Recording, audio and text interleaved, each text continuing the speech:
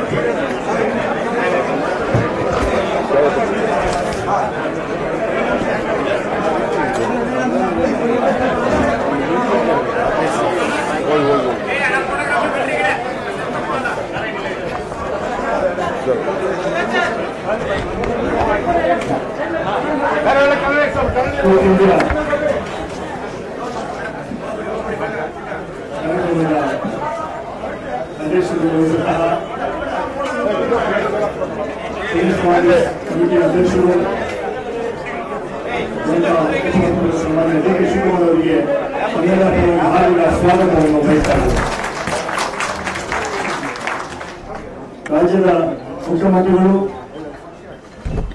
ಸನ್ಮಾನ್ಯ ಸಿದ್ದರಾಮಯ್ಯಗೆ ಹಾರ್ದಿಕ ಸ್ವಾಗತವನ್ನು ಬಯಸ್ತಾ ಇದ್ದೇನೆ. ಕಾಂಗ್ರೆಸ್ ವರ್ಕಿಂಗ್ ಕಮಿಟಿ ಸದಸ್ಯರು ಹಾಗೆ ಮಂತ್ರಿಗಳಾದ ಸನ್ಮಾನ್ಯ ಕೆ.ಎಸ್. ಮುನಿಯಪ್ಪ ಅವರಿಗೆ ಸ್ವಾಗತವನ್ನು ಬಯಸ್ತಾ ಇದ್ದೇನೆ. ಕೆಪಿಸಿಸಿಯ ವರ್ಕಿಂಗ್ ಪ್ರೆಸಿಡೆಂಟ್ ಸನ್ಮಾನ್ಯ ಚಂದ್ರಪ್ಪ ಅವರಿಗೆ ಸ್ವಾಗತವನ್ನು ಬಯಸ್ತಾ ಇದ್ದೇನೆ. ಅದೇ ರೀತಿ ಎಐಸಿಸಿ ಸೆಕ್ರೆಟರಿ ಸಂದೀಪ್ ಅವರಿಗೆ, ಸನ್ಮಾನ್ಯ ರೇವಣ್ಣರವರಿಗೆ, ಮೊನ್ನಣ್ಣವರಿಗೆ, ನಮ್ಮ ವರ್ಕಿಂಗ್ ಪ್ರೆಸಿಡೆಂಟ್ ಸನ್ಮಾನ್ಯ ಈಶ್ವರ್ ಖಂಡ್ರೆ ಅವರಿಗೆ, ಉಳ್ಳಪ್ಪ ಅವರಿಗೆ ಹಾರ್ದಿಕ ಸ್ವಾಗತವನ್ನು ಬಯಸ್ತಾ ಇದ್ದೀನಿ.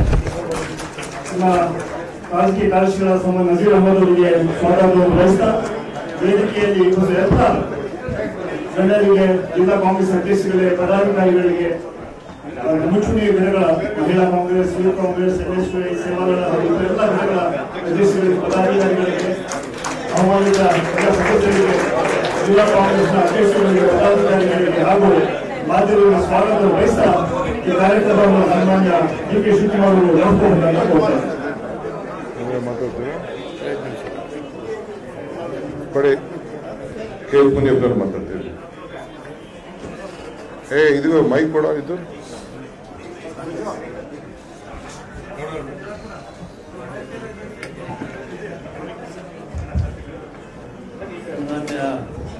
ಪ್ರದೇಶ ಕಾಂಗ್ರೆಸ್ ಸಮಿತಿ ಎಲ್ಲರ ಹೆಸರು ಬೇಡ, ಒಂದೆರಡು ಹೆಸರು ಅಧ್ಯಕ್ಷರು ಮತ್ತು ಎಲ್ಲ ಪದಾಧಿಕಾರಿಗಳು, ಕಾರ್ಯಾಧ್ಯಕ್ಷರು, ಸ್ವಲ್ಪ ಶಾಸಕರು, ಮಾಜಿ ಶಾಸಕರು, ಪ್ರದೇಶ ಕಾಂಗ್ರೆಸ್ ಸಮಿತಿಯ ಪದಾಧಿಕಾರಿಗಳು, ಎಲ್ಲ ಕಾಂಗ್ರೆಸ್ ಮುಖಂಡರು, ಮಾಧ್ಯಮ ಮಿತ್ರರು, ಕ್ವಿಟ್ ಇಂಡಿಯಾ ಮೂವ್ಮೆಂಟಿನ ಕಾರ್ಯಕ್ರಮದಲ್ಲಿ ಸ್ವಲ್ಪ ಡಿಸಿಪ್ಲಿನ್ ಕೇಳ್ರಿ, ಮಾತಾಡಂಗಿರ ಹೊರಗಡೆ ಹೋಗ್ರಿ. ಈ ಕಾರ್ಯಕ್ರಮವನ್ನು ಪ್ರಾರಂಭ ಮಾಡಿದ್ದು 1939ರಲ್ಲಿ ಪ್ರಾರಂಭ ಆಗ್ತದೆ. ಉಪ್ಪಿನ ಸತ್ಯಾಗ್ರಹ ಇದಕ್ಕೆ ಪ್ರೇರಣೆ ಆಗ್ತದೆ.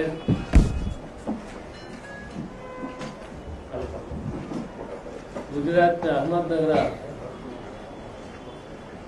ಇಂದ ಪಾದಯಾತ್ರೆಯನ್ನು ದಂಡಿವರೆಗೂ ಕೂಡ ಮಾಡ್ತಾರೆ. 126 ಕಿಲೋಮೀಟರ್ ಶಬರಮತಿ ಆಶ್ರಮದಿಂದ ಪಾದಯಾತ್ರೆ ಮಾಡ್ತಾರೆ. ಸುದೈವ ಆ ರಸ್ತೆಯನ್ನು ನಾನು ರೋಡ್ ಟ್ರಾನ್ಸ್ಪೋರ್ಟ್ ಮಂತ್ರಿ ಇದ್ದಾಗ 126 ಕಿಲೋಮೀಟರ್ ಆ ಪಾದಯಾತ್ರೆ ಪಕ್ಕದಲ್ಲೇ ಒಂದು ರಸ್ತೆಯನ್ನು ಮಾಡೋ ಅವಕಾಶವನ್ನು ಕೀರ್ತಿ ಸೇರಿದಂಥ ಅಹಮದ್ ಪಟೇಲ್ ಜಿ ಅವರು ನನಗೆ ಅವಕಾಶ ಮಾಡಿಕೊಟ್ಟಿದ್ದರು. ಆ ರಸ್ತೆಯ ಶಿಲಾನ್ಯಾಸ ಮಾಡಿಕೊಂಡು ಹೋಗಿದ್ದ ಕಾಲದಲ್ಲಿ ಇಬ್ಬರು ಸ್ವತಂತ್ರ ಹೋರಾಟಗಾರರು 80, 95, 90 ವರ್ಷದವರು ಸಿಕ್ಕಿದ್ರು. ಅವರು ಇಷ್ಟನ್ನೇ ಹೇಳಿದರು, ಭಾರತ ಸ್ವತಂತ್ರ ಹೋರಾಟದ ವಿಷಯವನ್ನು ಆ ದಿನ 10,000 ಜನ ಆ ಉಪ್ಪಿನ ಸತ್ಯಾಗ್ರಹದಲ್ಲಿ ಪ್ರಾರಂಭ ಸೇರಿರ್ತಾರೆ. ಅಲ್ಲಿ ಗೋಲಿಬಾರ್ ಆಗ್ತದೆ. 13 ಮತ್ತು 14 ವರ್ಷದ ಇಬ್ಬರು ಮಕ್ಕಳು ತೀರ್ಕೊಳ್ತಾರೆ. ಆ ಇಬ್ಬರು ಏನು 95 ವರ್ಷದ ಮುದುಕರಿದ್ರು ಅವರು ಹೇಳಿದರು, ಇತಿಹಾಸದಲ್ಲಿ ಈ ಸ್ವಾತಂತ್ರ್ಯ ಹೋರಾಟದಲ್ಲಿ ಲಕ್ಷಾಂತರ ಜನ ಹಿಂದೂ ಮುಸಲ್ಮಾನರು ಜೈಲುವಾಸ ಮಾಡಿ ಪ್ರಾಣ ಬಲಿದಾನವನ್ನು ಮಾಡಿದ್ದಾರೆ.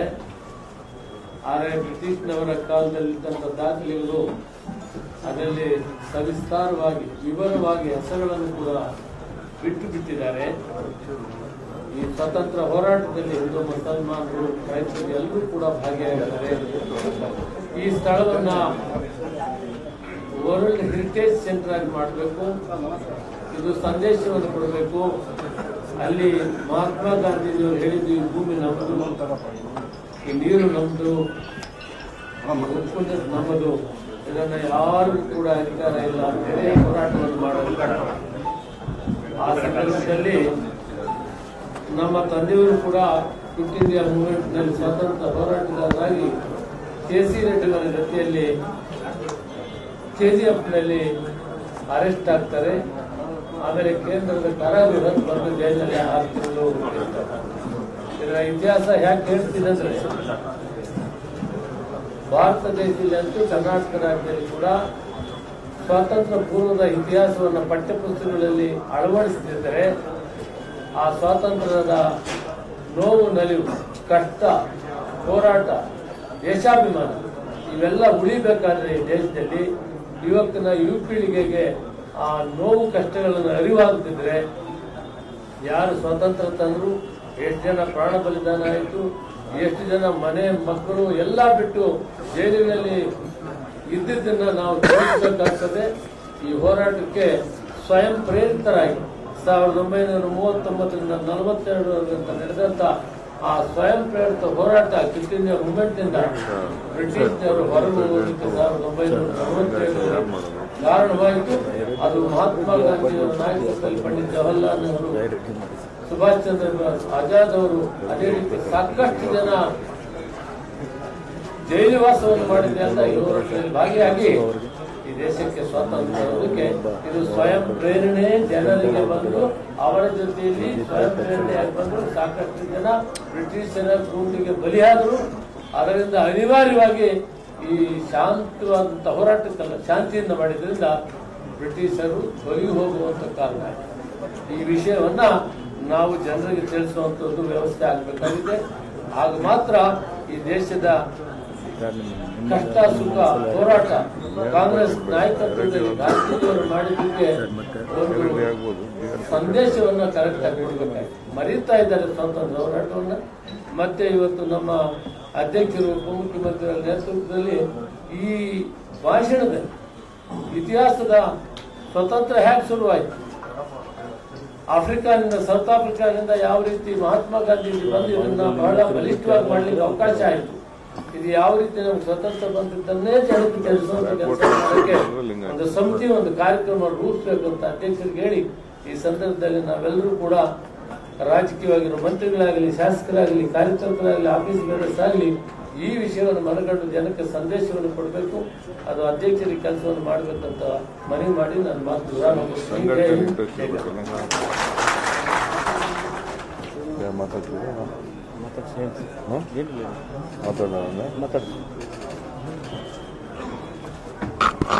ಸ್ನೇಹಿತರೆ, ಮೊದಲು ತಾವೆಲ್ಲ ಈ ಕ್ವಿಟ್ ಇಂಡಿಯಾ ಚಳುವಳಿಯ ದಿನ ಬಹಳ ಉತ್ಸಾಹದಿಂದ ಬಂದು ಭಾಗವಹಿಸಿದ್ದೀರಿ. ನಿಮ್ಮೆಲ್ಲರಿಗೂ ಕೂಡ ಒಂದು ಕೋಟಿ ನಮಸ್ಕಾರಗಳು. ಮಹಾತ್ಮ ಗಾಂಧೀಜಿಯವರು ಬ್ರಿಟಿಷರನ್ನ ಭಾರತ ಬಿಟ್ಟು ತೊಲಗಿಸಿ ಅಂತೇಳಿ ಹೋರಾಟವನ್ನು ಪ್ರಾರಂಭ ಮಾಡಿ 81 ವರ್ಷ ಆಗಿದೆ. 3 ದಶಕಗಳು ಬ್ರಿಟಿಷರ ವಿರುದ್ಧ ಹೋರಾಟವನ್ನು ಮಾಡಿ ಭಾರತೀಯರೆಲ್ಲರೂ ಕೂಡ ಇವತ್ತು ರಕ್ಷಣೆ ಮಾಡಿಕೊಂಡು ದೇಶಕ್ಕೆ ಸ್ವಾತಂತ್ರ್ಯ ಬಂದು ಪ್ರಜಾಪ್ರಭುತ್ವ ಬಂದು ಆ ಪ್ರಜಾಪ್ರಭುತ್ವದ ಪಾಲುದಾರರಾಗಿ ನಾವೆಲ್ಲ ಸ್ಟೇಜ್ ಮೇಲೆ ಕೂತಿದ್ದೀವಿ. ಮಂತ್ರಿಗಳಾಗಿ, ಉಪಮುಖ್ಯಮಂತ್ರಿಗಳಾಗಿ, ಶಾಸಕರಾಗಿ, ನೀವೆಲ್ಲ ಕೆಲವು ಇಂಪಾರ್ಟೆಂಟ್ ಲೀಡರ್ಸ್ ಆಗಿ ತಾವೆಲ್ಲ ಇಲ್ಲಿ ಕೂತಿದ್ದೀವಿ. 1942 ಮುಂಬೈನ ಗ್ವಾಲಿಯರ್ ಟ್ಯಾಂಕ್ ಮೈದಾನದಲ್ಲಿ ನಡೆದಂತಹ ಈ ಒಂದು ಐತಿಹಾಸಿಕ ಹೋರಾಟ, ನಾವೆಲ್ಲ ಇತಿಹಾಸವನ್ನು ನಾವು ಮರೆಸ್ಕೊಳ್ಳಿಕ್ಕೆ ಸಾಧ್ಯ ಇಲ್ಲ. ಬಹುಶಃ ಇತಿಹಾಸ ಹೇಳ್ತದೆ ಸುಮಾರು 1000ಕ್ಕೂ ಹೆಚ್ಚು ಜನ ಆ ಸಂದರ್ಭದಲ್ಲಿ ಈ ದೇಶಕ್ಕೋಸ್ಕರ ಪ್ರಾಣ ತ್ಯಾಗ ಮಾಡಿದ್ರು ಅಂತೇಳಿ ನಾವು ಚರಿತ್ರೆಯಲ್ಲಿ ನಾವು ಓದಿದ್ದೇವೆ.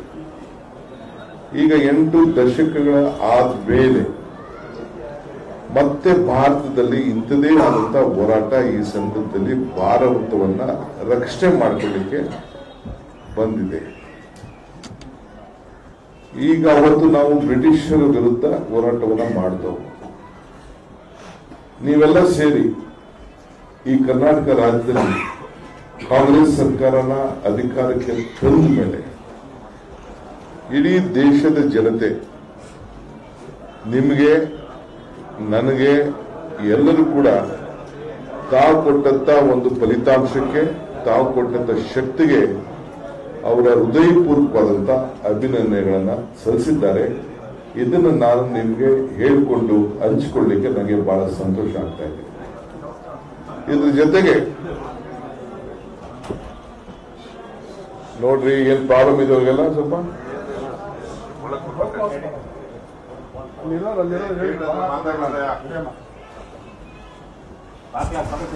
ಅಂದು ಬ್ರಿಟಿಷರ ವಿರುದ್ಧ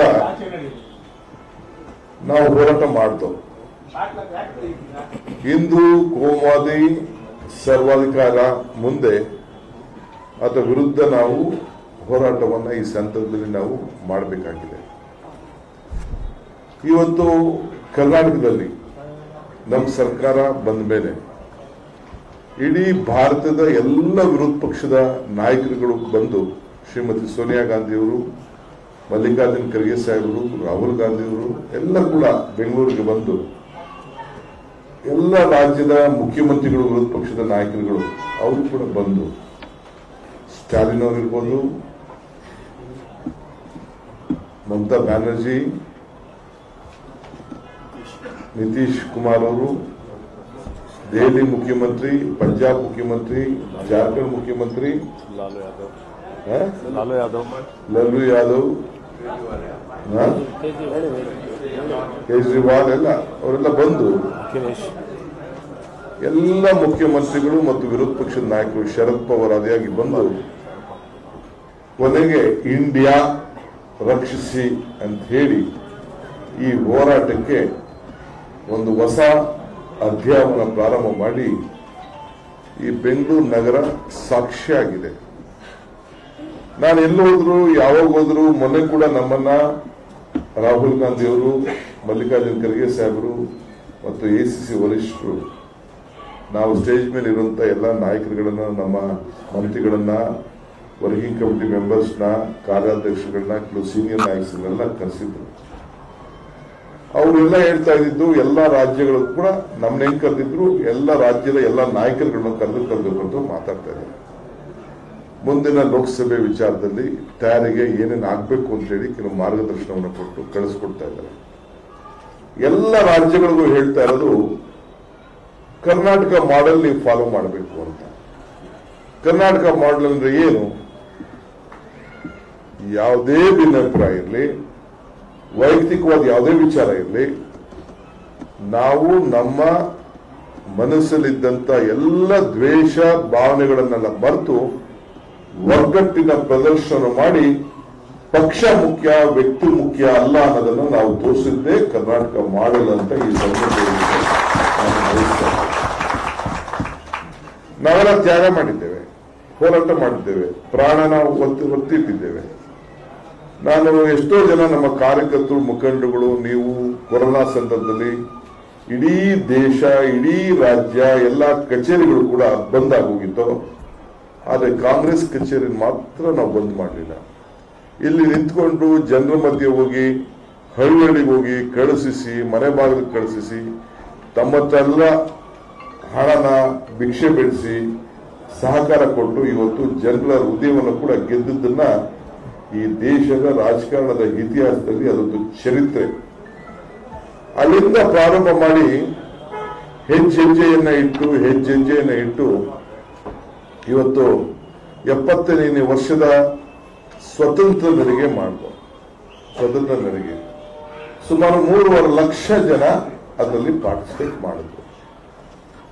ಈ ಸ್ವತಂತ್ರ ನಡಿಗೆ ಇಡೀ ದೇಶದ ಇತಿಹಾಸದಲ್ಲಿ ಇನ್ನೊಂದು ರಾಜ್ಯದಲ್ಲಿ ಅದನ್ನ ಮಾಡ್ಲಿಕ್ಕೆ ಸಾಧ್ಯನೋ ಇಲ್ಲೋ ನನಗೆ ಗೊತ್ತಿಲ್ಲ. ಹಿಸ್ಟ್ರಿ ಯಾವತ್ತೂ ಬದಲಾವಣೆ ಆಗ್ಬೋದು. ಆದರೆ ಕಳೆದ 75 ವರ್ಷದ ಇತಿಹಾಸದಲ್ಲಿ ಒಂದು ಪಕ್ಷ ಒಂದು ಕಾರ್ಯಕ್ರಮವನ್ನು ರೂಪಿಸಿ, ನಾವು ಉದಯಪುರದಲ್ಲಿ ಏನು ಶ್ರೀಮತಿ ಸೋನಿಯಾ ಗಾಂಧಿ ಅವರು ನಮ್ಗೆಲ್ಲ ಒಂದು ದೀಕ್ಷೆಯನ್ನು ಕೊಟ್ಟರು. ಈ ಕಾರ್ಯಕ್ರಮ ಮಾಡಬೇಕು ಅಂತೇಳಿ ನಾನು ಸೂಚನೆ ಮಾಡಿದಾಗ ಅದಕ್ಕೆ ಒಪ್ಪಿದ್ರು. ಅದನ್ನ ಬೆಂಗಳೂರು ನಗರದಲ್ಲಿ ಈ ಸ್ವಾತಂತ್ರ್ಯದ ಚಳವಳಿಯ ಏನು ಸಂಗೊಳ್ಳಿ ರಾಯನ ಇದರಿಂದ ಸರ್ಕಲ್ ಇಂದ ಹಿಡಿದು ನಾವೇನು ಈ ಸ್ವಾತಂತ್ರ್ಯದ ಬಾವುಟವನ್ನು ಹಿಡಿದು ಇವತ್ತೇನು ನಾವು ನಡೆದು ಆ ನಡಿಗೆ ಇತ್ತಲ್ಲ, ಈ ದೇಶಕ್ಕೆ ಒಂದು ಮಾದರಿ. ಈ ಕರ್ನಾಟಕ ರಾಜ್ಯದ ಒಂದು ಪ್ರಜಾಪ್ರಭುತ್ವದ ವ್ಯವಸ್ಥೆ ಮತ್ತು ಅವರು ಗರ್ಗರ್ ತಿರಂಗ ಅಂತೇನಿ ಬಿಜೆಪಿಯವರು ಸರ್ಕಾರ ಇಟ್ಕೊಂಡು ಕಾರ್ಯಕ್ರಮ ಮಾಡಿದ್ರಲ್ಲ, ಅದೆಲ್ಲ ನಿಮ್ಮ ಸ್ವಾತಂತ್ರ್ಯ ನಡಿಗೆ ಮುಚ್ಚಿ ಹೋಯಿತು ಅನ್ನೋ ಮಾತನ್ನ ಈ ಸಂದರ್ಭದಲ್ಲಿ ಹೇಳಲಿಕ್ಕೆ ನನಗೆ ಬಹಳ ಸಂತೋಷ ಆಗ್ತಾ ಇದೆ. ಇದಲ್ಲದೆ ನಮಗೆ ನೀರು, ಕಾವೇರಿ ಜಲಾನಯ ಪ್ರದೇಶದಲ್ಲಿ ನೀರು, ಕುಡಿಯುವ ನೀರು, ಅದಕ್ಕೋಸ್ಕರ ಏನು ಮೇಕೆದಾಟು ಯಾತ್ರೆ ನಾವು ಮಾಡಿದ್ರು. ಸರ್ಕಾರದವರು ನಮ್ಮ ಮೇಲೆ 100 ಕೇಸ್ಗಳನ್ನು ಹಾಕಿದ್ರು. ನನ್ನ ಸಮೇತ ಹಾಕಿ ಅಲ್ಲಿಂದ ಪ್ರಾರಂಭ ಮಾಡಬಾರ್ದು ಅಂತ ಹೇಳಿ ಕೋವಿಡ್ ಕೇಸ್ ಹಾಕಿ ನಿಲ್ಲಿಸಿ ಡೈರೆಕ್ಷನ್ ಕೊಡಿಸಿ ಬೇಕಾದಷ್ಟು ಮಾಡಿದ್ರು.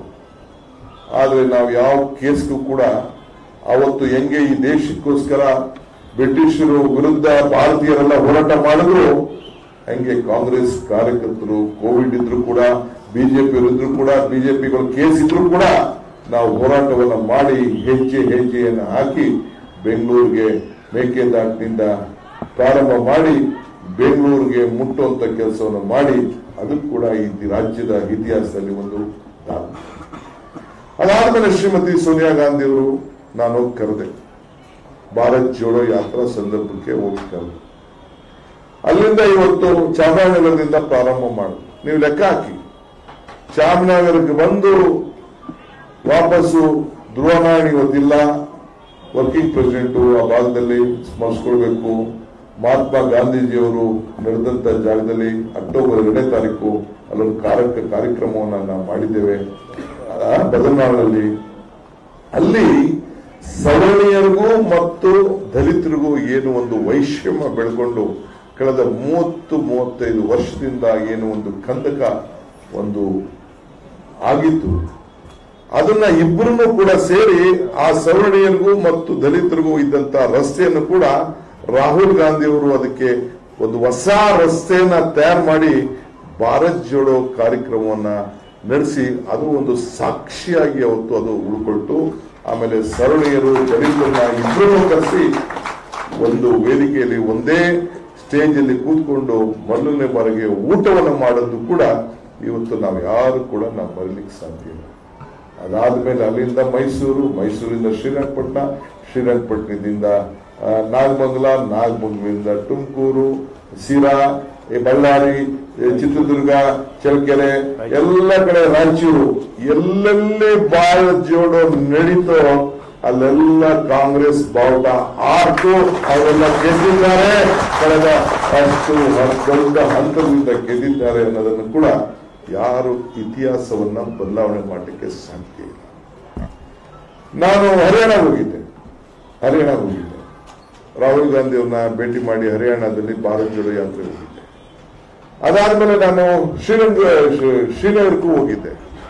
ಅಲ್ಲೂ ಚಳಿ ಸಂದರ್ಭದಲ್ಲಿ ತಮ್ಮ ಬಿಸಿ ತರ ಹೋಗ್ತಾರೆ, ಏನ್ ಬೇಜಾರು ಮಾಡ್ಕೊಂಡು ನಾನು ಮೀಟಿಂಗ್ ಹೋಗಿ ನಾನು ಗ್ಯಾರಂಟಿ ಕೆಲವು ವಿಚಾರ ಹೇಳಿದ್ದೆ.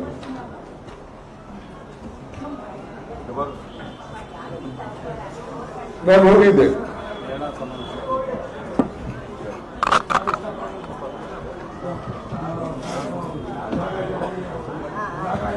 ಸ್ವಲ್ಪ ಗಲಾಟೆ ನಿಲ್ಲಿಸಿ ನಾನು ಬಾಗಿಲು ಕ್ಲೋಸ್ ಮಾಡಿ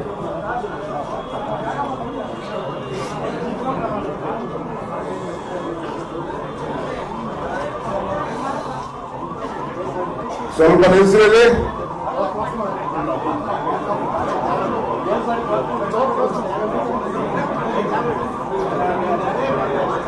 ಎಲ್ಲಿ ನೆಕ್ಸ್ಟ್ ಅಲ್ಲೇ ಮಾಡೋಣ ಸುಮ್ಮನೆ.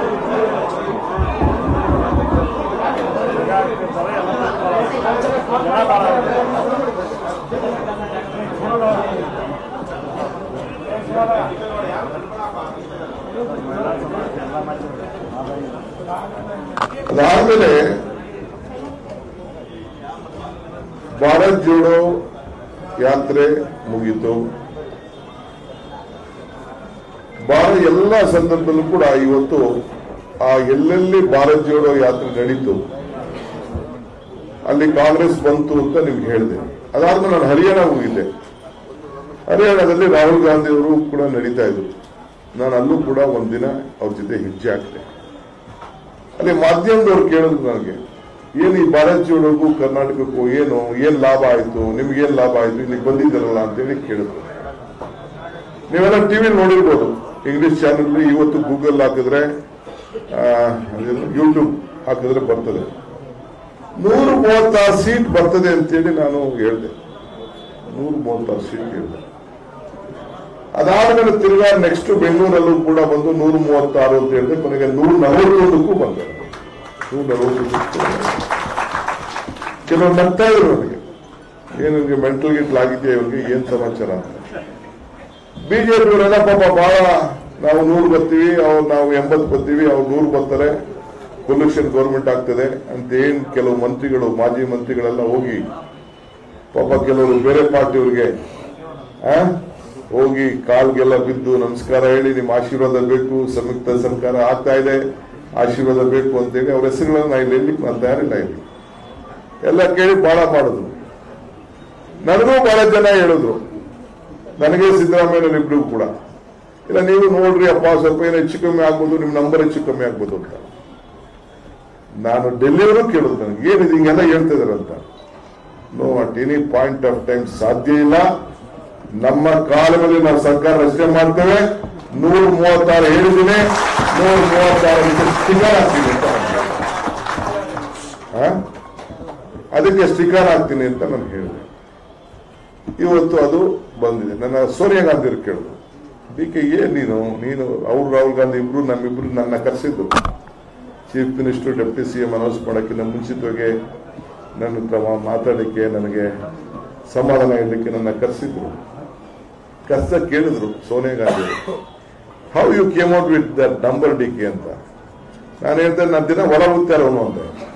ಹೊಲ ಉಡ್ತಾ ಇದ್ದೀನಿ, ದಿನ ನೀರ್ ಹಾಕ್ತಾ ಇದ್ದೀನಿ, ಗೊಬ್ಬರ ಹಾಕ್ತಾ ಇದ್ದೀನಿ, ಬೆಳಗ್ಗೆ ಸಾಯಂಕಾಲ. ಕ್ಯಾಂಡಿಡೇಟ್ಗಳನ್ನ ಯಾವ ರೀತಿ ಸೆಲೆಕ್ಷನ್ ಮಾಡಬೇಕು, ನಿಜ ಒಂದು 20% ತಪ್ಪು ಮಾಡಿರ್ಬೋದು, ನಾನು ತಪ್ಪು ಮಾಡಿದ್ದೀನಿ ಕೆಲವು ಸೀಟ್ ಸೆಲೆಕ್ಷನ್ ಅಲ್ಲಿ, ನಾವು ಕೆಲವು. ಆದ್ರೆ ಒಂದು ತಾವು ಇಟ್ಕೊಳ್ಬೇಕು, 224 ಸೀಟಲ್ಲಿ 215 ಸೀಟು ಒಮ್ಮತದ ತೀರ್ಮಾನವನ್ನು ನಾವು ಮಾಡಿದ್ದೇವೆ. ಯಾವ ತರದ ಭಿನ್ನಾಭಿಪ್ರಾಯದ ನಾವು ಗೆಲ್ಲುವುದೇ ಮುಖ್ಯ ಅನ್ನೋದನ್ನ ಗಮನದಲ್ಲಿಟ್ಕೊಂಡು ಮಾಡಿದ್ದೇವೆ. ಕೆಲವು ಹಿರಿಯ ನಾಯಕರುಗಳು, ಬಹಳ ಜನ ಹಿರಿಯ ನಾಯಕರುಗಳು, ನಾನು ಹೆಸರುಗಳನ್ನ ಹೇಳಲಿಕ್ಕೆ ನಾನು ತಯಾರಿಲ್ಲ, ತಗೊಂಡ್ರೆ ತಪ್ಪಾಗ್ತದೆ. ಉದಾಹರಣೆಗೆ ರೇವಣ್ಣ ಇಂದ ಹಿಡಿದು ಬಿ.ಎಲ್. ಶೇಖರ್ ಇಂದ ಹಿಡಿದು ನಮ್ಮ ಉಗ್ರಪ್ಪ ಇಂದ ಎಲ್ಲ ಬೇಕಾದಷ್ಟು ಜನ ಸೀನಿಯರ್ ಲೀಡರ್ಸ್ ಎಲ್ಲ, ಅವರೆಲ್ಲ ಒಂದೊಂದು ಕ್ಷೇತ್ರದಲ್ಲಿ ಎಲ್ಲಿ ಕೇಳಿದ್ರು ಅವ್ರಿಗೆ ಕೊಡಬೇಕಾದಂತ ಅರ್ಹತೆ ಅವ್ರಿಗೆಲ್ಲ ಇತ್ತು. ಇಂಥ ಒಂದು 25 ಜನ ಇದ್ದಾರೆ. ಅವರೆಲ್ಲ ಪಾರ್ಟಿಗೋಸ್ಕರ, ಪದ್ಮಾವತಿ ಕೂಡ ನಾವು ತಪ್ಸಕ್ ಆಗ್ತಿರ್ಲಿಲ್ಲ, ಆದ್ರೆ ಪಾರ್ಟಿಗೋಸ್ಕರ ಅವರೆಲ್ಲ ಕೂಡ ತ್ಯಾಗವನ್ನ ಮಾಡಿದ್ದಾರೆ ಅನ್ನೋದನ್ನ ನಾನು ಈ ಸಂದರ್ಭದಲ್ಲಿ ಹೇಳಲೇಬೇಕು. ಪಾರ್ಟಿ ಬರಲಿ ಅಂತೇಳಿ ಸೀನಿಯರ್ಸ್ ಹೇಳಿದಂತ ಸಂದರ್ಭದಲ್ಲಿ AICC ಹೇಳಿದಂತ ಸಂದರ್ಭದಲ್ಲಿ ಅವರೆಲ್ಲ ಒಪ್ಕೊಂಡು ಆಯ್ತು ಪಾರ್ಟಿ ಬರಲಿ ಆಮೇಲೆ ಮುಂದಕ್ಕೆ ನೋಡೋಣ ಅಂತೇಳಿ ಎಲ್ಲರೂ ಕೂಡ ಮಾಡಿ ಇದು ಇಡೀ ರಾಜ್ಯದಲ್ಲಿ ಈ ರೀತಿ ನಡ್ಕೊಂಡು ಬಂದಂತ ಒಂದು ಇತಿಹಾಸ. ಈಗ ನಮ್ಮ ಸರ್ಕಾರ ನಾವು ಮಾತು ಕೊಟ್ಟಿದ್ದು ಕೆಲವರು ಗೊತ್ತಿಲ್ಲ ಏನ್ ಮಾಯಾಮಾಟ ಮಾಡಿದೀವಿ ಏನ್ ಮಾತಾಡಿದೀವಿ ಅಂತ ಗೊತ್ತಿಲ್ಲ. ಕೆಲವರು ಮಾಯಾಮಾಟದ ಬಗ್ಗೆ ಮಾತಾಡ್ತಾ ಇದ್ದಾರೆ ವಿರೋಧ ಪಕ್ಷದವರು. ನಾನು ಹೆಸರು ಹೇಳುತ್ತಾ ಇರಲ್ಲ, ಅದನ್ನ ಮಾಯಾಮಾಟ ಮಾಡ್ಬಿಟ್ಟಿದೀವಿ ಅಂತ ಯಾರೊಬ್ಬ ಲೀಡರು ಮಾತಾಡಿದ್ದಾರೆ. ನಾನು ಅವ್ರ ಹೆಸರು ಹೇಳಿದ್ರೆ ದೊಡ್ಡದಾಗ್ತದೆ, ಈಗ ನಾನು ಹೇಳಕ್ ಹೋಗುದಿಲ್ಲ. ಅದೇ ಮಂತ್ರ ಬೇರೆ ಮಾಡ್ಬಿಟ್ಟಿದ್ದೆ ಮಂತ್ರ ಅದೇನೋ ಮಂತ್ರ ಮಾಡಿದ್ದೀನಂತೆ ಇರ್ಲಿ ಅಂತ ಅವ್ರು ಏನೋ ಹೇಳಿದ್ದಾರೆ. ಇಲ್ಲಿ ಅವ್ರು ಏನ್ ಬೇಕಾದ್ರೆ ಹೇಳ್ಕೊಂಡು ಹೋಗಿ. ಇವತ್ತು ನಾವು ನಮ್ಮ ಕಾರ್ಯಶೈಲಿ ಏನಿದೆ, ಇವತ್ತು ನಮ್ಮ ಇದನ್ನು ಎಲ್ಲಿಗೆ ತೆಗೆದುಕೊಂಡು ಹೋಗ್ತಾ ಇದ್ದೀನಿ ಅಂತಂದ್ರೆ, ಈ ಚುನಾವಣೆ ಹೋರಾಟ ಮಾಡಕ್ಕಿಂತ ಮುಂಚಿತವಾಗಿ ಮೊದಲನೇ ಹೆಜ್ಜೆ ಇವೆಲ್ಲ ಬಂದಾದ್ಮೇಲೆ ಪ್ರಜಾಧ್ವನಿ ಯಾತ್ರೆ ಅಂತ ಮಾಡ್ತಾರೆ. ಇವತ್ತು ಮಹಾತ್ಮ ಗಾಂಧೀಜಿಯವರ ಫೋಟೋಗೆ ನಾವೆಲ್ಲ ನಮನವನ್ನು ಸಲ್ಲಿಸಿದ್ದೇವೆ. ಮಹಾತ್ಮ ಗಾಂಧೀಜಿಯವರು ಎಲ್ಲಿ ಕಾಂಗ್ರೆಸ್ನ ನಾಯಕತ್ವವನ್ನು ವಹಿಸಿದ್ರು ಅದೇ ಜಾಗಕ್ಕೆ ಹೋಗಿ ಬೆಳಗಾವಿ ಹೋಗಿ ನಾವೆಲ್ಲ ಇಲ್ಲಿರೋರೆಲ್ಲ ನಾವೆಲ್ಲ ಹೋಗಿ ಅಲ್ಲಿ ಪ್ರಜಾಧ್ವನಿ ಯಾತ್ರೆಯನ್ನ ಗಾಂಧೀಜಿ ಬಾವಿ ಅಂತ ಒಂದು ಬಾವಿ ಇದೆ, ಗಾಂಧಿ ಬಾವಿ ಅಂತ ಬಾವಿ ಇದೆ. ಆ ಜಾಗ ಮಹಾತ್ಮ ಗಾಂಧೀಜಿಯವರು ಕಾಂಗ್ರೆಸ್ನ ನಾಯಕತ್ವ ವಹಿಸಿಕೊಂಡಂತ ಒಂದು ಜಾಗ ಅದು. ಆ ಜಾಗದಲ್ಲಿ ಆ ಬಾವಿಯಿಂದ ನೀರು ತೆಗೆದು ಆ ಬಿಂದಿಗೆನೆ ನಮ್ಮ ಹೆಣ್ಮಕ್ಳು, ಮಹಿಳಾ ಕಾಂಗ್ರೆಸ್ನ ಹೆಣ್ಮಕ್ಳ ಕೈಲೆಲ್ಲ ಬಿಂದಿಗೆನ ಕೊಟ್ಟು ನೀರನ್ನ ಚೆಲ್ಲಿಸಿ ಪರಕೆ ಎತ್ಕೊಂಡು ಆ ರಸ್ತೆಗಳನ್ನ ಗುಡಿಸಿ ಈ ರಾಜ್ಯಕ್ಕೆ ಆಗಿರುವಂತಹ ಒಂದು ದರಿದ್ರ, ಈ ರಾಜ್ಯದಲ್ಲಿರುವಂತಹ ಕೊಳೆಯನ್ನ ನಿರ್ಮೂಲನೆ ಮಾಡಬೇಕು ಅಂತೇಳಿ ಅಲ್ಲಿ ಕೂಡ ಈ ಸಂದರ್ಭದಲ್ಲಿ ನಾವು ಪ್ರಾರಂಭವನ್ನು ಮಾಡಿದೆ. ಅಲ್ಲಿ ಪ್ರಾರಂಭ ಮಾಡಿದ್ರು ಮೊದಲನೇ ಘೋಷಣೆ, ಮೊದಲನೇ ಗ್ಯಾರಂಟಿ, ನಿಮ್ಮ ಮನೆಗಳು ಬೆಳಗಬೇಕು, ನಿಮ್ಮ ಮನೆಯನ್ನ ಬೆಳಗಿಸಿ ನಿಮ್ಮ ಮನೆಯಲ್ಲಿ ಜ್ಯೋತಿ ಆಗ್ಬೇಕು ಅನ್ನೋದನ್ನ ಮೊದಲನೇ ಅನೌನ್ಸ್ಮೆಂಟ್ ಅನ್ನ ಇವತ್ತು ಬೆಳಗಾಂನಲ್ಲಿ ಆ ಪವಿತ್ರವಾದಂತಹ ಭೂಮಿಯಲ್ಲಿ ನಾವು ಮಾಡಿದ್ವು. ನೋಡಿದ್ರು ತಾನೇ ಅದನ್ನ ಮಾಡಿದ್ರು. ಅದು ಈಗಾಗಲೇ ಗ್ಯಾರಂಟಿ ಬಂದಿದೆ. ಈ ತಿಂಗಳಿಂದ 200 ಯೂನಿಟ್ವರೆಗೂ ಯಾರು ಬಳಸ್ತಾ ಇದ್ರಿ, ಮುಂದಕ್ಕೆ ಯಾರು ಕೂಡ ಬಿಲ್ ಕಟ್ಟಂತ ಒಂದು ಅವಕಾಶ ಇಲ್ಲ. ಆಗ ಜಾನ್ ಸಾಹೇಬರು ನಿಮ್ಮ ಮನೆ ಮಕ್ಕಳಿಗೆಲ್ಲ 0 ಬಿಲ್ ಅನ್ನ ಕಳಿಸಂತ ಒಂದು ವ್ಯವಸ್ಥೆನ ಈಗಾಗಲೇ ಮಾಡ್ತಾ ಇದ್ದಾರೆ ಇಲ್ಲೋ. ಎರಡನೇದು, ಈಗ ತಾನೇ ತಮ್ಗೆಲ್ಲ ಗೊತ್ತಿದೆ, ರಾಮಲಿಂಗಾರೆಡ್ಡಿಯವರ ಮುಖಂಡತ್ವದಲ್ಲಿ ಎಲ್ಲ ಹೆಣ್ಮಕ್ಳು ಫ್ರೀಯಾಗಿ ಓಡಾಡ್ತಾ ಇದ್ದೀರಾ, ಎಲ್ಲ ಫ್ರೀಯಾಗೆಲ್ಲ ಓಡಾಡ್ತಾ ಇದ್ದಾರೆ. ಎಲ್ಲ ದೇವಸ್ಥಾನಕ್ಕೆಲ್ಲ ಹೋಗ್ತಾ ಇದ್ದಾರೆ, ಮಾವ ಮನೆಗೆ ಹೋಗ್ತಾ ಇದ್ದಾರೆ, ಕೆಂಡರ ಮನೆಗೆ ಹೋಗ್ತಾ ಇದ್ದಾರೆ, ಬೇರೆ ಬೇರೆ ಎಲ್ಲೆಲ್ಲಿ ನೆಂಟರುಗಳೆಲ್ಲ ಇದ್ದಾರೆ ಎಲ್ಲ ಹೋಗ್ತಾ ಇದ್ದಾರೆ, ಎಲ್ಲ ಪ್ರಯಾಣ ಮಾಡ್ತಾ ಇದ್ದಾರೆ. ಕಾಂಗ್ರೆಸ್ ಆಫೀಸ್ಗೂ ಬರ್ತಾ ಇದ್ದಾರೆ, ಬಿಜೆಪಿಗೂ ಹೋಗ್ತಾ ಇದ್ದಾರೆ, ದಳದಲ್ಲೂ ಹೋಗ್ತಾ ಇದ್ದಾರೆ, ಸಾಮಾನ್ಯ ಜನ ಎಲ್ಲ ಹೋಗ್ತಾ ಇದ್ದಾರೆ. ಧರ್ಮಸ್ಥಳದ ವೀರೇಂದ್ರ ಹೆಗ್ಗಡೆ ಅವರು ಮುಖ್ಯಮಂತ್ರಿಗಳು ಪತ್ರ ಬರ್ದವ್ರೆ, ನೀವು ಇದನ್ನ ಮಾಡಿದ್ಮೇಲೆ ನಮ್ಗೆಲ್ಲ ಜಾಸ್ತಿ ಜನ ಪ್ರಯಾಣಿಕರು ಬರ್ತಾ ಇದ್ದಾರೆ, ದೇವಸ್ಥಾನ ಜಾಸ್ತಿ ಆಗ್ತಾ ಇದ್ದಾರೆ, ಉಂಡಿಗಳೆಲ್ಲ ತುಂಬ್ತಾ ಇದೆ, ನಿಮ್ಮ ಹೆಸರಲ್ಲೂ ಕೂಡ ಅಷ್ಟೇ ಮಾಡ್ತಾ ಇದ್ದಾರೆ ಅಂತೇಳಿ ಅವರು ಕೂಡ ಪತ್ರವನ್ನ ಬರೆದಿದ್ದಾರೆ. ನೀವು ಮಾಡ್ತಾ ಇದ್ರು ಅಷ್ಟೇ ಆಗ್ತಾ ಇದ್ರು ಗೊತ್ತಿಲ್ಲ ನನಗೆ. ಅವರಂತೂ ಪಾಪ ಸಾಮಾನ್ಯ ಜನ ಹೆಣ್ಮಕ್ಳೆಲ್ಲ ಒಂದು 8 ರೂಪಾಯಿ 2 ರೂಪಾಯಿ 5 ರೂಪಾಯಿ 10 ರೂಪಾಯಿ ಅರ್ಶನೆ ಚೀಟೆ ತಗೊಂಡು DK ಶಿವಕುಮಾರ್ ಸಿದ್ದರಾಮಯ್ಯ ಹೆಸರಿಗೂ ಮಾಡ್ರೆ ಅಂತೇಳಿ ಅವ್ರು ಮಾಡ್ತಿದ್ದಾರೆ. ಈ ರೀತಿ ಆಗಿದೆ. ಸೊ ಹಂಗೆ ಇವತ್ತು ಇವೆಲ್ಲ ಕಾರ್ಯಕ್ರಮಗಳು ಕೂಡ ನಡ್ಕೊಂಡು ಬಂದಿದೆ. ಈಗ ನೆಕ್ಸ್ಟ್ ಇಡೀ ದೇಶಕ್ಕೆ ಒಂದು ದೊಡ್ಡ ಮಾದರಿ ಕಾರ್ಯಕ್ರಮ. ಒಂದು ಬಸ್ ಕೊಟ್ಟಿದ್ದೀವಿ, ಒಂದು ಅನ್ನಭಾಗ್ಯ ಕೊಟ್ಟಿದ್ದೀವಿ 10 kg, ಮೂರನೇದು ಗೃಹ ಜ್ಯೋತಿ ಕೊಟ್ಟಿದ್ದೀವಿ, ಈಗ 4ನೇದು ಭಾಗ್ಯದ ಲಕ್ಷ್ಮೀ ಬಾರಮ್ಮ ನಮ್ಮಮ್ಮ, ಭಾಗ್ಯದ ಲಕ್ಷ್ಮೀ ಬಾರಮ್ಮ ಅಂತೇಳಿ ನಿಮ್ಗೆಲ್ಲ ಈಗ ಲಕ್ಷ್ಮಿ ಕೊಡುವಂತ ಒಂದು ಅವಕಾಶ ಬಂದಿದೆ. 2,000 ರೂಪಾಯಿ 20ನೇ ತಾರೀಕು ಫಿಕ್ಸ್ ಮಾಡಿದ್ವಿ. 20ನೇ ತಾರೀಕು ಎಲ್ಲಿ ಫಿಕ್ಸ್ ಮಾಡಿದೀವಿ? ಬೆಳಗಾಮಲ್ಲಿ ಸಾಂಕೇತಿಕವಾಗಿ ಪ್ರತಿಯೊಂದು ಪಂಚಾಯತಿಲಿ, ಪ್ರತಿಯೊಂದು ವಾರ್ಡ್ನಲ್ಲಿ, ಪ್ರತಿಯೊಂದು ಕಾರ್ಪೊರೇಷನ್ ವಾರ್ಡ್ನಲ್ಲಿ, ಪ್ರತಿಯೊಂದು ಮುನ್ಸಿಪಾಲಿಟಿ ವಾರ್ಡಲ್ಲಿ, ಪ್ರತಿಯೊಂದು ಗ್ರಾಮ ಪಂಚಾಯತಿಯಲ್ಲಿ ಈ ಕಾರ್ಯಕ್ರಮವನ್ನು ಇಟ್ಟಿದ್ದೀವಿ. ಹೆಂಗ್ ಇಟ್ಟಿದ್ದೀವಿ ಅಂದ್ರೆ ಪ್ರತಿಜ್ಞಾ ನೋಡಿದ್ರಲ್ಲ ನೀವೆಲ್ಲ, ಪ್ರತಿಜ್ಞಾ ಕಾರ್ಯಕ್ರಮ. ಆ ರೀತಿ ಪ್ರತಿಜ್ಞಾ ಕಾರ್ಯಕ್ರಮ, ಒಂದು ಝೂಮು, ಒಂದು ಟಿವಿ, ಎಲ್ಲ ಟಿವಿಗಳು ನೇರವಾಗಿ ಅವತ್ತು ಅಲ್ಲಿ ನಡೆಯುವಂತ ಕಾರ್ಯಕ್ರಮನ ನಿಮ್ಗೆ ರಿಲೇ ಮಾಡಂತ ಒಂದು ವ್ಯವಸ್ಥೆ ಮಾಡ್ತೇವೆ. ನೀವು ಯಾರು ಬೆಳಗಾಂ ಬರುವಂತ ಅವಶ್ಯಕತೆ ಇಲ್ಲ.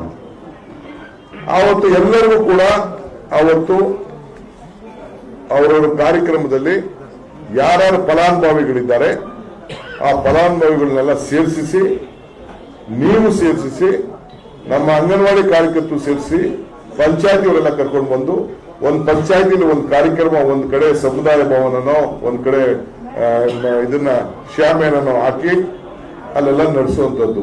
ಎಲ್ಲ ಮುನ್ಸಿಪಾಲಿಟಿಗಳಲ್ಲಿ ಅದನ್ನ ಈಗಾಗಲೇ ಮುನ್ಸಿಪಾಲಿಟಿಗಳೆಲ್ಲ ಬುಕ್ ಮಾಡಿದ್ದಾರೆ. ನಮ್ಮ ಬೆಂಗಳೂರು ನಗರದಲ್ಲಿ 200 ಕಡೆ 198 ವಾರ್ಡ್ ಇದೆ. 198 ಕಡೆನೂ ಈಗಾಗಲೇ ವಾರ್ಡ್ಗಳು ಈಗಾಗಲೇ ಬುಕ್ ಆಗಿದೆ, ತಯಾರಾಗಿದೆ. ನೀವು ಮಾಡಬೇಕಾದ ಏನಪ್ಪಾ ಅಂದ್ರೆ, ನಮ್ಮ ಕಾರ್ಯಕರ್ತರು, ನಮ್ಮ ಮುಖಂಡರುಗಳು ಏನ್ ಮಾಡ್ಬೇಕು ಅಂದ್ರೆ, ಆ ಜನನ ಯಾರ್ಯಾರು ಫಲಾನುಭವಿಗಳು ಬಂದಿದ್ದಾರೆ ಅವರೆಲ್ಲ ಕರೆಸಿ ಸೇರಿಸಿ ಅವರ ಸಂಭ್ರಮವನ್ನ ಆಚರಣೆಯನ್ನು ಮಾಡಿ, ನಿಮ್ಗೆ ಮತದಾರ ನಿಮ್ಮ ಪಕ್ಷ ಕೊಟ್ಟಂತ ಒಂದು ಕೊಡುಗೆಯನ್ನ, ಆ ಸಂತೋಷವನ್ನ ಪಕ್ಷಾತೀತವಾಗಿ ಹಂಚಿಕೊಳ್ಳುವಂತ ವ್ಯವಸ್ಥೆ ತಾವು ಈ ಸಂದರ್ಭದಲ್ಲಿ ತಾವು ಮಾಡಬೇಕಾಗಿದೆ. ಇದು ನಿಮ್ಮ ಗುರಿ, ನಿಮ್ಮ ಜವಾಬ್ದಾರಿ. ಬ್ರಿಟಿಷರು ಭಾರತವನ್ನು ಬಿಟ್ಟು ತೊಲಗಿಸಿ ಅಂತ ಹೇಳಿ ಯಾವ ರೀತಿ ಹೋರಾಟವನ್ನು ಮಾಡಿದ್ರು, ನೀವು ಈ ಬಿಜೆಪಿಯನ್ನು ಬಿಟ್ಟು ತೊಲಗಿ ಭಾರತದಿಂದ ಅಂತೇಳಿ, ಈ ಭಾರತದ ಪ್ರಜಾಪ್ರಭುತ್ವದ ವ್ಯವಸ್ಥೆಯಿಂದ ಅಂತ ಹೇಳಿ ನೀವು ಇದಕ್ಕೆ ಹೆಜ್ಜೆಯನ್ನ ಮಾಡ್ತಾರೆ. ಅವ್ರು ಹೇಳ್ತಾ ಇದ್ರು ಕಾಂಗ್ರೆಸ್ ಮುಕ್ತ ಭಾರತ ಮಾಡ್ತೀವಿ ಅಂತೇಳಿ ಬಿಜೆಪಿಯವರು ಹೇಳ್ತಾ ಇದ್ರು. ಈಗ ನಿಮ್ದೇನ್ ಡ್ಯೂಟಿ? ಬಿಜೆಪಿ ಮುಕ್ತ ಭಾರತ ಮಾಡಬೇಕದ್ದು ನಿಮ್ಮೆಲ್ಲರ ಡ್ಯೂಟಿ. ಇಲ್ಲಿ ಬಂದು ನನ್ನ ಹತ್ರ ಬಂದು ಮೆಂಬರ್ ಮಾಡಿ, ಡೈರೆಕ್ಟರ್ ಮಾಡಿ, ಚೇರ್ಮನ್ ಮಾಡಿದ್ರಿ ಅನ್ನೋದು ಮುಖ್ಯ ಅಲ್ಲ. ಇಲ್ಲಿ ಚೇರ್ಮನ್ ಸಿಗ್ತದೆ, ಮೆಂಬರು ಸಿಗ್ತದೆ, ಜವಾಬ್ದಾರಿ ಸಿಗ್ತದೆ. ಯಾವಾಗ ನಿನ್ನ ಬೂತಿನಲ್ಲಿ ನೀನು ನಾಯಕ ಆದಾಗ ಮಾತ್ರ ನಿನಗೆ ಸಿಗ್ತದೆ. ಇದು ತಾವು ಇಟ್ಕೊಳ್ಬೇಕು. ಈಗಾಗಲೇ ನಮಗೆ ACC ಇಂದ ಒಂದು ಸರ್ಕ್ಯುಲರ್ ಬಂದಿದೆ. ಯಾರ್ಯಾರು ನಾಯಕರುಗಳು ಅರ್ಜಿ ಹಾಕಿದ್ದಾರೆ, ಯಾರ್ಯಾರು ಚೇರ್ಮನ್ ಅರ್ಜಿ ಹಾಕಿದ್ದಾರೆ, ಯಾರ್ಯಾರು ಡೈರೆಕ್ಟರ್ ಅರ್ಜಿ ಹಾಕಿದ್ದಾರೆ, ಅವರವರ ಬೂತ್ ಅಲ್ಲಿ ಎಷ್ಟೆಷ್ಟು ವೋಟ್ ಬಂದಿದೆ, ದಳಕ್ಕೆ ಎಷ್ಟು ಬಂತು, ಕಾಂಗ್ರೆಸ್ ಎಷ್ಟು ಬಂತು, ಬಿಜೆಪಿಗೆ ಎಷ್ಟು ಬಂತು, ಅವ್ರ ಪಂಚಾಯತಿಗೆ ಎಷ್ಟು ಬಂದಿದೆ, ಮಾಹಿತಿಯನ್ನ ಒದಗಿಸಿಕೊಟ್ಟು ಪಟ್ಟಿನ ರೆಡಿ ಮಾಡ್ಕೊ ಅಂತೇಳಿ ನನಗೆ ಸುರ್ಜಿವಾಲಾ ಸಾಹೇಬರು ಈಗಾಗಲೇ ಪತ್ರವನ್ನ ಬರೆದಿದ್ದಾರೆ. ನಾನು ಅದನ್ನು ಈಗಾಗಲೇ ಎಲ್ಲ DCC ಅವರು ಕೂಡ ನಾನು ತಿಳಿಸಿದ್ದೇನೆ. ಹೋಗಿದೆಯಲ್ಲ ಎಲ್ಲರೂ ಹೋಗಿದ್ಯಾ? ಎಲ್ಲರೂ ಹೋಗಿದೆ. ನೀವು ಕೊಟ್ಟಂತ ಬಯೋಡೇಟಾ ಎಲ್ಲ ಲಿಸ್ಟ್ ಮಾಡ್ತಾ ಇದ್ದೀರಿ. ಆ ಪಕ್ಕದಲ್ಲಿ ಆ ಬೂತ್ ಏನೇನಿದೆ ಅಂತ. ಯಾಕೆ ಈ ಮಾತು ಹೇಳ್ತಾ ಇದ್ದೀನಿ ಅಂತಂದ್ರೆ, ಕೆಲವರು ಲೀಡ್ಗಳು ಇಲ್ಲದೆ ಇರ್ಬೋದು, ಆಗದೆ ಇರ್ಬೋದು. ನಿನ್ನ ಬೂತ್ ಅನ್ನ ನೀನು ಕಂಟ್ರೋಲ್ ಮಾಡಲಿಲ್ಲ ಅಂದ್ರೆ, ನಿನ್ನ ಬೂತ್ ನಲ್ಲಿ ನೀನು ವಿಜಯ ಸಾಧಕ್ಕಾಗಲಿಲ್ಲ ಅಂದ್ರೆ, ನನ್ನ ಬೂತ್ ನಲ್ಲಿ ನಾನು ವಿಜಯ ಸಾಧಕ್ಕಾಗಲಿಲ್ಲ ಅಂತಂದ್ರೆ, ನಾನು ನಾಯಕನಾಗಲಿಕ್ಕೆ ನಾನು ಅರ್ಹ ಇಲ್ಲ ಅನ್ನೋ ಮಾತನ್ನ ಈ ಸಂದರ್ಭದಲ್ಲಿ ಬಯಸ್ತೇನೆ. ನಾನು ಎಷ್ಟೇ ದೊಡ್ಡ ನಾಯಕನಾಗಿರ್ಬೋದು, ನಾನು ಅಟ್ಲೀಸ್ಟ್ ನನ್ನ ಬೂತ್ ಅಲ್ಲಿ ಲೀಡ್ ಮಾಡೋದು ಬರೀ ಕಾಂಗ್ರೆಸ್ ಆಫೀಸ್ ಓಡಾಡೋದು ಮಾತ್ರ ನಾಯಕರಾಗ್ಲಿಕ್ಕೆ ಸಾಧ್ಯ. ಕಾಂಗ್ರೆಸ್ ನಿಮ್ಮ ಮನೆಯಲ್ಲಿರುವಂತಹ ಪರಿಸರದಲ್ಲಿ, ನಿಮ್ಮ ಅಕ್ಕಪಕ್ಕದಲ್ಲೆಲ್ಲ ಹೋರಾಟ ಮಾಡಿಕೊಂಡು ನಿಮ್ಮ ಬೂತ್ ನಲ್ಲಿ ನೀವು ಹೋರಾಟವನ್ನು ಮಾಡಿ ನಿಮ್ಮ ಬೂತ್ ಅನ್ನ ಗೆದ್ರೆ ಮಾತ್ರ ನಿಮ್ಮ ವಾರ್ಡ್ ಗೆಲ್ತದೆ, ನಿಮ್ಮ ಪಂಚಾಯತಿ ಗೆಲ್ತದೆ, ನಿಮ್ಮ ಅಸೆಂಬ್ಲಿ ಗೆಲ್ತದೆ, ನಿಮ್ಮ ಪಾರ್ಲಿಮೆಂಟ್ ಗೆಲ್ತದೆ, ರಾಜ್ಯದಲ್ಲಿ ಬರ್ತದೆ. ಇದು ನಮ್ಮ ಮೊದಲನೇ ಗುರಿ ಆಗಬೇಕು. ಯಾರು ಹತಾಶ ಆಗ್ಬೇಕಾಗಿಲ್ಲ, ಯಾರು ಹತಾಶ ಆಗ್ಬೇಕು. ಈಗ ಬೋರ್ಡು, ಕಾರ್ಪೊರೇಷನ್ ಮೆಂಬರು ಎಲ್ಲ ಮಾಡ್ತೇವೆ. ಸುಮಾರು ಒಂದು 10,000 ಜನ ಕೇಳ್ಬೋದು. ನಾವೆಲ್ಲ ಬೋರ್ಡು, ಕಾರ್ಪೊರೇಷನ್ ಒಂದು 100-150 ಜನಕ್ಕೆ ಮಾಡ್ಬೋದು. ಡೈರೆಕ್ಟರ್ಗಳು ಒಂದು 6 ಜನಕ್ಕೆ ಮಾಡ್ಬೋದು. ನಾನು ಜಾರ್ಜ್ ಸಾಹೇಬ್ರಿಗೆ ಹೇಳಿದ್ದೀನಿ. ಹಿಂದೆ ನಾನು KPDCL ಪವರ್ ಮಂತ್ರಿ ಆಗಿದ್ದಾಗ ಒಂದು 6-7 ಸಾವಿರ ಜನಕ್ಕೆ ಕಾರ್ಯಕರ್ತರಿಗೆ ಒಂದಷ್ಟು ಕಮಿಟಿಗೆ ಹಾಕುವಂತ ಒಂದು ಅವಕಾಶ ಇತ್ತು. ಅದನ್ನ ನೀವು ಮತ್ತೆ ಅದನ್ನ ವಾಪಸ್ ಚಾಲನೆ ಮಾಡಬೇಕು ಅಂತ ರಿಕ್ವೆಸ್ಟ್ ಮಾಡಿದ್ದೇನೆ. ರಾಜಣ್ಣ ಅವ್ರಿಗೂ ಹೇಳಿದ್ದೇನೆ. ಕೋಆಪರೇಟಿವ್ ಸೆಕ್ಟರ್ ಅಲ್ಲಿ ಅಲ್ಲೂ ಕೂಡ ಹೆಚ್ಚಿಗೆ ಕಾರ್ಯಕರ್ತರಿಗೆ ನಾವು ಗೌರ್ಮೆಂಟ್ ಇಂದ ನಾಮಿನೇಷನ್ ಮಾಡುವಂತ ಕೆಲಸ, ಯಾಕೆಂದ್ರೆ ಅವ್ರ ಸ್ವಾಭಿಮಾನಕ್ಕೆ ಗೌರವನ ಸಿಗಬೇಕು, ಅದಕ್ಕೆ ನೀವು ತಯಾರು ಮಾಡಬೇಕು ಅಂತ ಹೇಳಿದ್ದೀನಿ. ಸದ್ಯದಲ್ಲೇ ಒಂದು ಕಮಿಟಿ ಕೂಡ ನಾವು ಇದಕ್ಕೆ ಯಾರು ಅಂತೇಳಿ ಕೆಲವು ಜಿಲ್ಲಾ ಕಾಂಗ್ರೆಸ್ ಅವರು, ಬೇರೆಯವರು, ಲೋಕಲ್ MLAಗಳಿಗೂ ಹೇಳ್ತೇವೆ. ನಾವು ಪಕ್ಷದಲ್ಲಿ ಬರೀ ನಿಮ್ಮ ಕ್ಯಾಂಡಿಡೇಟು ನಿಮ್ಮ ಹಿಂದೆ ಇರೋ ಮಾತ್ರ ಅಲ್ಲ, ಪಕ್ಷಕ್ಕೋಸ್ಕರ ದುಡಿದು ಸಂಘಟನೆಯಲ್ಲಿ ಯಾರು ತೊಡಗಿಸ್ಕೊಂಡಿದ್ದಾರೆ ಅಂತವ್ರಿಗೆ ಆದ್ಯತೆಯನ್ನು ಕೊಡಬೇಕು ಅನ್ನೋದು ಕೂಡ ನಾನು ಈಗಾಗಲೇ ನಮ್ಮ ಶಾಸಕರಿಗೆ, ನಮ್ಮ ಶಾಸಕರ ಸಭೆಯಲ್ಲಿ ನಾನು ತಿಳಿಸಿದ್ದೇನೆ. ಇವತ್ತು ಇನ್ನೊಂದು ವಿಶೇಷ ಏನಂತಂದ್ರೆ ಈ 20ನೇ ತಾರೀಕು ಮಹಾತ್ಮ ಗಾಂಧಿ ರಾಜೀವ್ ಗಾಂಧಿ ಅವರ ಜನ್ಮದಿನ, ದೇವರಾಜ್ ಹೆಸರು ಜನ್ಮದಿನ ಬೆಳಗಾಂನಲ್ಲಿ ನಡೀತದೆ. ಅಲ್ಲಿ ಪ್ರಾರಂಭ ಆಗ್ತದೆ. ಅವತ್ತು ಮುಖ್ಯಮಂತ್ರಿಗಳು ಮತ್ತು ಎಸಿಸಿ ಬಂದಂತಹ ಪ್ರಮುಖರು ಒಂದು ಬಟನ್ ಅದನ್ನ ತಕ್ಷಣ ಎಲ್ಲರ ಫೋನ್ಗೂ ಕೂಡ ಮೆಸೇಜ್ ಬರ್ತದೆ, ನಿಮ್ಗೆ 2,000 ರೂಪಾಯಿ ಮುಂಜಾಗ್ರತೆ ಆಗಿದೆ, ನಿಮ್ಮ ಅಕೌಂಟ್ಗೆ ದುಡ್ಡು ತಲುಪಿದೆ, ಇವತ್ತು ಸಾಯಂಕಾಲ ನೀವು ಅದು ದುಡ್ಡನ್ನ ಬೇಕಾದ್ರೆ ಡ್ರಾ ಮಾಡ್ಕೊಳ್ಬಹುದು ಅಂತ ಹೇಳಿ 1,28,00,000 ಜನಕ್ಕೆ ಈಗಾಗಲೇ ನಾವೇನು ಗುರುಸಿದ್ದೇವೆ. 1,04,00,000 ಜನ ಈಗಾಗಲೇ ರಿಜಿಸ್ಟರ್ ಮಾಡ್ಕೊಂಡಿದ್ದಾರೆ. ಇನ್ನ ಟೈಮ್ ಇದೆ. ಈ ಕಾರ್ಯಕ್ರಮ ಇಲ್ಲಿಗೆ ಮುಗಿದಿಲ್ಲ, ಯಾರು ಆತ್ರ ಪಡಬೇಕಾದಿಲ್ಲ. ಇನ್ನು ಮುಂದಕ್ಕೂ ಕೂಡ ಇದು ಕಾರ್ಯಕ್ರಮ ಎಲ್ಲಿವರೆಗೂ ಯಾರ್ಯಾರಿಗೆ ಅರ್ಹತೆ ಇರ್ತದೆ ಅವರೆಲ್ಲರೂ ಕೂಡ ಇದನ್ನ ಪಡ್ಕೊಳ್ಳಿಕ್ಕೆ ಒಂದು ಅವಕಾಶ ಇದೆ. ನೀವು ಕೂಡ ಕಾರ್ಯಕರ್ತರು ನಿಮ್ಮ MLAಗಳು ಇಟ್ಕೊಂಡು, ಜಿಲ್ಲಾ ಮಂತ್ರಿಗಳು ಇಟ್ಕೊಂಡು ಪ್ರಜಾಪ್ರತಿನಿಧಿಗಳಾಗುವಂತ ಒಂದು ಅವಕಾಶ ಇತ್ತು. ಕೆಲವರು ತಪ್ಪಿಸಿದ್ದಾರೆ, ಆ ಲಿಸ್ಟ್ ಕೊಟ್ಟಿದ್ದೀನಿ. ಕೆಲವರು ಮೆಂಬರ್ಶಿಪ್ ನಾವು ಯಾವ ರೀತಿ ಮಾಡ್ದೋ, ಕಾಂಗ್ರೆಸ್ ಮೆಂಬರ್ಶಿಪ್ ಮಾಡ್ದೋ ಅದೇ ರೀತಿ ಪಕ್ಷಾತೀತವಾಗಿ ಮಾಡಬೇಕು, ಕರ್ಕೊಂಡು ಹೋಗ್ಬೇಕು, ರಿಜಿಸ್ಟರ್ ಮಾಡಬೇಕು. ನಿಮ್ಮ ಫೋನಲ್ಲೇ ರಿಜಿಸ್ಟರ್ ಮಾಡಬಹುದು.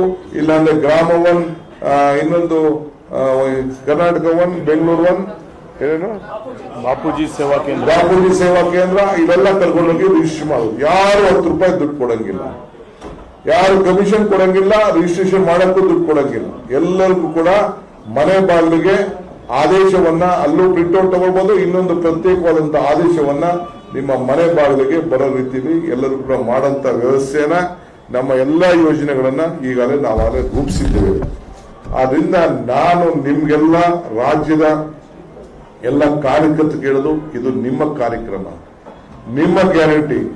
ನಾನು ಸಿದ್ದರಾಮಯ್ಯನವರು ಇಬ್ರು ಸೇರಿ ಪ್ರಿಯಾಂಕಾ ಗಾಂಧಿಯವರು ಬಂದಂತ ಸಮ್ಮುಖದಲ್ಲಿ ಎಲ್ಲ ಹೆಣ್ಮಕ್ಳು ನೀವೆಲ್ಲ ಇದ್ರಿ, ಎಲ್ಲ ಗಂಡಸರೆಲ್ಲ ಕೆಳಗಡೆ ಕೂತಿದ್ದೋ, ಎಲ್ಲಾನು ಕುಳಿಸಿದ ಕೆಳಗಡೆ.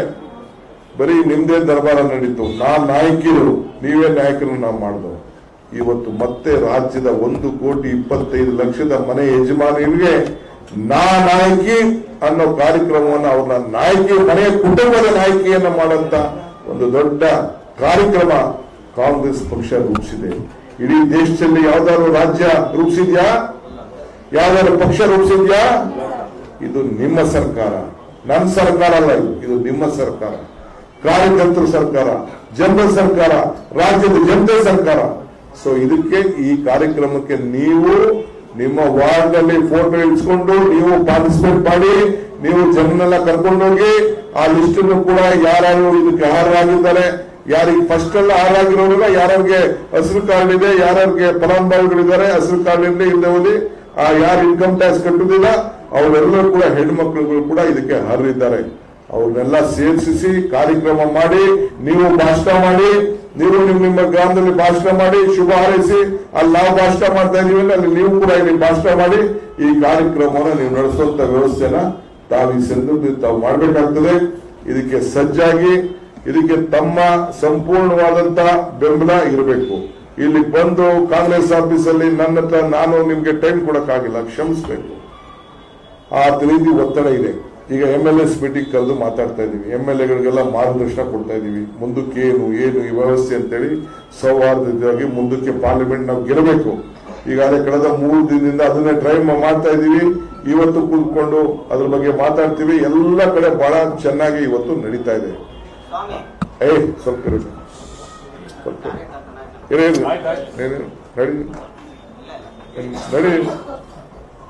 14ನೇ ತಾರೀಕು, ಇವತ್ತು 9, 14ನೇ ತಾರೀಕು ಪಕ್ಕದಲ್ಲಿ ಭಾರತ್ ಜೋಡೋ ಭವನದಲ್ಲಿ KPCC executive committee meeting, block ಅಧ್ಯಕ್ಷಗಳ ಮೀಟಿಂಗು, ಸರ್ವ ಸದಸ್ಯರ ಸಭೆ, ಕೆಪಿಸಿಸಿ ಪದಾಧಿಕಾರಿಗಳು, ಫ್ರಂಟ್ ಆರ್ಗನೈಸೇಷನ್ ಅಧ್ಯಕ್ಷಗಳು ಮತ್ತು ಕೆಪಿಸಿಸಿ ಪದಾಧಿಕಾರಿಗಳು ಎಲ್ಲರೂ ಕೂಡ ಈ ಸಭೆಗೆ ಆಹ್ವಾನ ಮಾಡಿ 14ನೇ ತಾರೀಕು 11 ಗಂಟೆಗೆ ನಾನು ಮುಖ್ಯಮಂತ್ರಿಗಳು ಇಬ್ರು ಸೇರಿ ಸಭೆಯನ್ನ ಕರೆದಿದ್ದೇವೆ.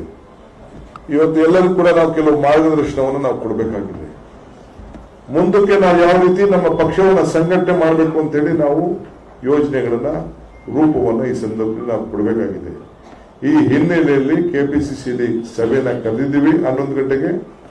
ಸೊ ಎಲ್ಲ ಬ್ಲಾಕ್ ಕಾಂಗ್ರೆಸ್ ಅಧ್ಯಕ್ಷರು, ಜಿಲ್ಲಾ ಕಾಂಗ್ರೆಸ್ ಅಧ್ಯಕ್ಷರು, ಕೆಪಿಸಿಸಿ ಮೆಂಬರ್ಸು, ಕೆಪಿಸಿಸಿ ಪದಾಧಿಕಾರಿಗಳು, ಕೆಲವು ಯಾರು ಇದ್ದಾರೆ ಆ ಸರ್ವ ಇದರಲ್ಲಿ ಆ ಬ್ರಾಕೆಟ್ನಲ್ಲಿ ಅವರೆಲ್ಲರೂ ಕೂಡ ಇಲ್ಲಿ ಪಕ್ಕದಲ್ಲಿ ಕರೆದು ಈ ಸಭೆಯನ್ನ ಹಮ್ಮಿಕೊಂಡಿದ್ದೇವೆ.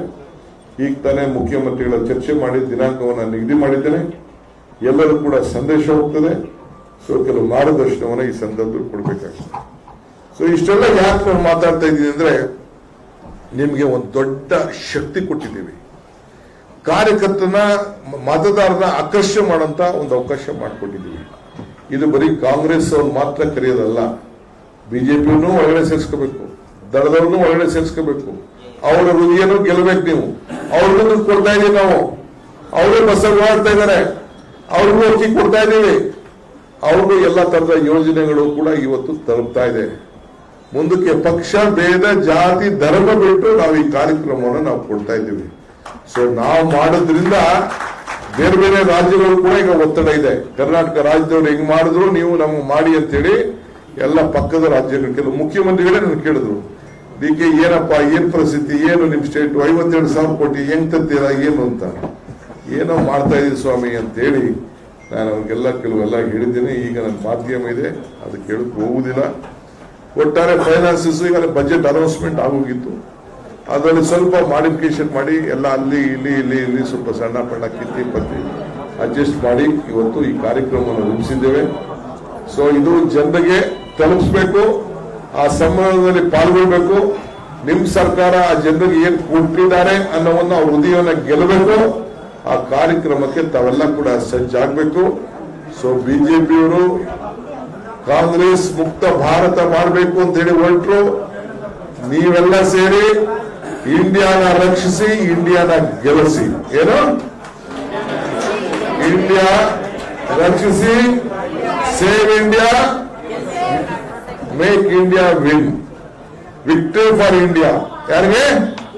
Victory for India. ಇಂಡಿಯಾ ಅಂತೆಲ್ಲ ಹೇಳಿದಾರಲ್ಲ, ಇದು ಬಂದು ಮಲ್ಲಿಕಾರ್ಜುನ್ ಖರ್ಗೆ ಅವರು ನಮ್ಮ ರಾಜ್ಯದಲ್ಲೇ ಇದ್ದಾರೆ. ಅವ್ರಿಗೆ ಶಕ್ತಿ ಕೊಡಬೇಕು, ತುಂಬಿಸ್ಬೇಕು. ಆ ಕೆಲಸ ತಾವೆಲ್ಲ ಸೇರಿ ಮಾಡಬೇಕು ಅಂತೇಳಿ ಇವತ್ತು ಪ್ರಾರ್ಥಿಸಿ, ಇವತ್ತು ರಾಹುಲ್ ಗಾಂಧಿ ಅವರು ತಿರ್ಗಾ east west, north to south, south to north ಆಯ್ತಲ್ಲ, ಈಗ ಅದನ್ನು ಕೂಡ ಪೇಪರ್ ಅಲ್ಲಿ ಬಂದಿದೆ. ಸೊ ಅದರಿಂದ ಅದಕ್ಕೂ ಕೂಡ ಸಿದ್ಧತೆ ಎಲ್ಲ ಕೂಡ ಪ್ರಾರಂಭ ಆಗಿದೆ. ಇರ್ಲಿ, ಬಹಳ ಸಂತೋಷ. ಈಗ ನಾವು ನಮ್ದು ಸಿದ್ಧತೆ ಮಾಡ್ಕೊಳ್ಳೋಣ ಮುಂದಕ್ಕೆ. ಸೊ ನಾನು ನಿಮ್ಗೆಲ್ಲ ಹೇಳೋದಿಷ್ಟೇ, ನಿಮ್ಗೆ ಅಧಿಕಾರ ಹಾರತೆ ಬೇಕಾದ್ರೆ ನಿಮ್ಮ ಬೂತ್ ಬಗ್ಗೆ ತಾವು ಗಮನದಲ್ಲಿ ಇಟ್ಕೊಳ್ಬೇಕು. ನಿಮ್ಮ ಬೂತ್ ಅಲ್ಲಿ ಎವ್ರಿ ಬೂತ್ ಡಿಜಿಟಲ್ ಯೂತ್ ಇರಬೇಕು, ಪ್ರಜಾಪ್ರತಿನಿಧಿಗಳಾಗಿರ್ಬೇಕು. ನೀವು ಆ ಬೂತ್ ಅಲ್ಲಿ ನಿಮ್ಮ ಸಂಘಟನೆ ಶಕ್ತಿ ಇರಬೇಕು, ನಾಯಕರುಗಳ ಶಕ್ತಿ ಇರಬೇಕು. ಇದೆಲ್ಲ ಆದಾಗ ಮಾತ್ರ ಮತ್ತೆ ನನ್ನ ಗುರಿ 2024 ಮಾತ್ರ ಅಲ್ಲ. ನನ್ನ ಗುರಿ 2028 ಕೂಡ ಗುರಿ. ಆ ಗುರಿಗೆ ನೀವೆಲ್ಲ ಕೈ ಜೋಡಿಸಬೇಕು ಅಂತೇಳಿ ತಮ್ಮಲ್ಲಿ ಇವತ್ತು ಈ ಕ್ವಿಟ್ ಇಂಡಿಯಾ ಮೂವ್ಮೆಂಟ್ ಕಾರ್ಯಕ್ರಮದಲ್ಲಿ ನಾನು ಪ್ರಾರ್ಥನೆಯನ್ನು ಮಾಡಿಕೊಂಡು ನನ್ನ ಈ ಭಾಷಣವನ್ನು ಮುಕ್ತಾಯ ಮಾಡ್ತಾ ಇದ್ದೇನೆ. ಎಲ್ಲರಿಗೂ ನಮಸ್ಕಾರ.